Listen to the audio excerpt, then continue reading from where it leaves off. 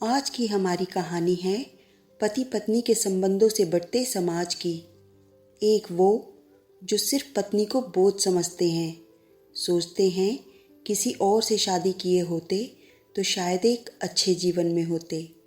एक वो जो पत्नी को साथ लेकर जीवन के मार्ग चुनते हैं और सफलताओं के दारोमदार पत्नी के भाग्य से बांध उसे अपने सफल जीवन का प्रमाण मानते हैं। फिलहाल दोनों को एक अलग अलग किस्से में समझते हैं। उसके बाद आप सोचिएगा आप किस तरफ हैं। कई बार हमने कुछ स्त्रियों को कमेंट में लिखते देखा कि आजकल के समाज में ऐसे पति कहाँ, और कई बार हमने पुरुषों को लिखते देखा है कि भाई शादी कर ले तब समझेगा ये झंझटें। एक लड़की है रीना, बहुत कम बोलती है। उसके पति सरकारी अध्यापक हैं और एक बच्चा है। शादी को 5 साल ही हुए हैं। उसका कम बोलना ही समझ आता है कि उसने एडजस्ट करना सीख लिया है और उसमें ही अपनी खुशियों को छानकर महसूस करती हुई जी रही है। घर जाओ तो कुछ देर तो बैठती सामने, लेकिन जब सास और पति सामने हों तो चली जाती अंदर काम में लगने, जैसे उसे समझाया गया हो कि उसे इन सब चीज़ों से कोई मतलब नहीं है। न खुशियों में कहकाती हुई हंस सकती है और न किसी सुझाव में समझने पर भी खुलकर अपनी राय रख सकती है। उससे पूछा तो कहती है, हर बात में कह दिया जाता है कि तुम अपने काम पर ध्यान दो, तुम्हें हर मामले में टांग अड़ाने की ज़रूरत नहीं। और जब हमने पूछा आपके अपने काम क्या हैं, तो कहती है कि पता नहीं, फिलहाल तो बर्तन भी कब धुलने हैं यह भी बताया जाता है। नहीं तो डांटने लगता है कोई ना कोई कि यह क्यों नहीं किया, बर्तन मांजने के बहाने समय खराब कर रही है। रीना की यह स्थिति बहुत विकराल दबाव में रहने वाली स्त्रियों में से एक है, जहाँ वह चुप रहकर मान लेती है और अपने आप को उठने वाले हाथों से बचा लेती है।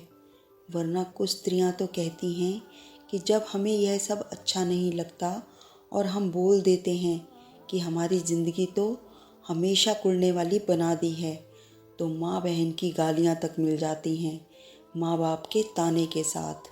रीना को सुनने के बाद लगा कि वो सिर्फ बोझ है अपने पति के लिए, जो शादी हो जाने की वजह से वो उठा रहे हैं।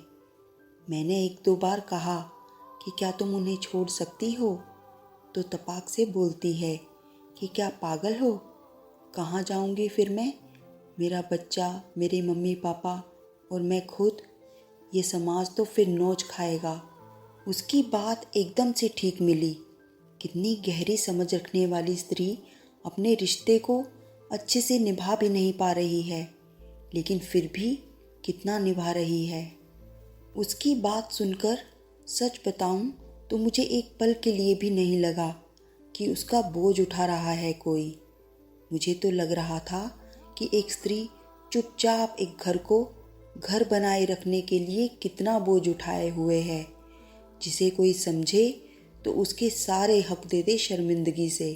एक माँ, एक पत्नी, एक बहू, एक बेटी और एक गृहिणी का किरदार कितनी सफलता के साथ निभा रही है, कितनी मुश्किलों के साथ भी।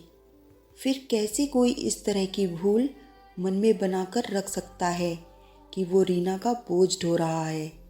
क्या घर चलाना कोई काम नहीं? क्या मास्टर को मास्टरनी ही मिले तभी होगी कुशल पत्नी? खैर, दूसरी कहानी की तरफ चलें तो सुनील खुद पुलिस में है और उसके 2 बेटे हैं। पत्नी शादी के 5 साल बाद टीचर बनी है। सुनील कहता है कि मेरी पत्नी मेरे घर की लक्ष्मी है। जब से आई है तब से घर में तरक्कियों के रास्ते खुद चले आए हैं। ये जो जुमले बोलता है अपने रिश्तेदारों के सामने सुनील, क्या ऐसा ही होता होगा? मतलब कुछ घर बैठे मिल जाने जैसा? शायद बिल्कुल भी नहीं।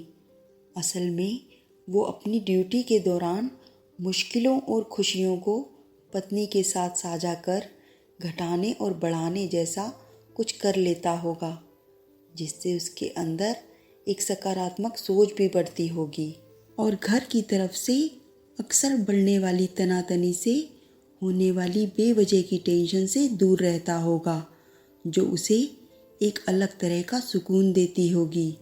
तब जब वह रीना के पति जैसे लोगों के सामने बैठकर खुद के परिवार का सुख चैन महसूस करता होगा। यही तो है एक घर का वास्तविक सुख चैन, जब आप दूसरों के सामने अपने घर को बेहतर महसूस करते हैं। सुनील ने अपनी पत्नी को अपना बोझ नहीं समझा, उसे उसके अधिकार दिए, उसे उसका सम्मान दिया। शायद इसीलिए उसकी पत्नी ध्यान और मन लगाकर पढ़ सकी और देखिए उसने टीचर बनकर सुनील के भाग्य को और बढ़ा दिया। यही तो होता है सकारात्मक से सकारात्मक हो जाना। असल में परिवार का मतलब भी तो यही है कि दुख को बांट दुख छांटो और खुशियों को बांट जीवन को बढ़ाओ तुम। यदि बोझ की बात करें तो बोझ असल में कुछ होता ही नहीं है। बोझ शब्द जो उपयोग करता है ना, यह समझ लीजिए कि यह उसका एक भ्रम है जो उसने खुद को दूसरों के सामने असफल होने की वजह से इल्ज़ाम थोपने के रास्ते ढूंढने के लिए उपयोग किया है। इसीलिए शादी के बाद यदि दो मिलकर एक हैं तो पहले से आधे ना होकर दोहरी ताकत से आगे बढ़ो। फिर देखना आपकी ज़िंदगी में कितनी तेज़ी से रफ्तार बढ़ती है। हालांकि यह सब कहना कठिन हो सकता है, लेकिन मुश्किल नहीं। और कठिन तब तक है जब तक आप अपने परिवार को समाज के दूसरे परिवारों से तुलना करते रहेंगे। इसीलिए खुद को देखो और बढ़ो आगे अपने रास्तों पर। धन्यवाद।